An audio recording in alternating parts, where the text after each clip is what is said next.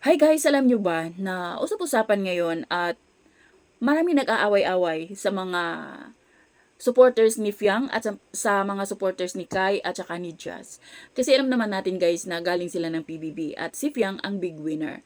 Ngayon, dahil dito sa 100 Most Beautiful Faces sa 2025, itong sa TC Candler, nagiging issue ngayon or usap-usapan at maraming nag-aaway-away ng mga supporters kasi nga sabi naman nung iba, "Oo, nasaan na ang Fianggi nyo? Bakit hindi man lang napasali dito sa 100 Most Beautiful Faces?"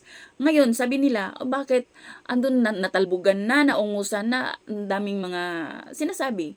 Nakisyo naungusan na ni Kai, si Fiang, nakisyo si Kai, natalbugan na niya si Fiang, ang ganda-ganda ni Kai, ang ganda-ganda ni Jazz, di ba? Walang-wala ang Fianggi nyo. So, of course, ma-offend din naman itong mga supporters ni Fiang. Siyempre, ipaglaban nila kasi mahal din naman nila si Fiang.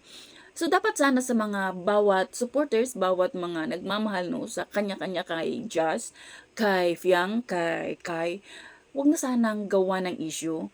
Wag na sana ikumpara ang bawat isa. Kasi kung maganda si Fiang, maganda si Kai, maganda si Jazz, meron silang kanya-kanyang ganda.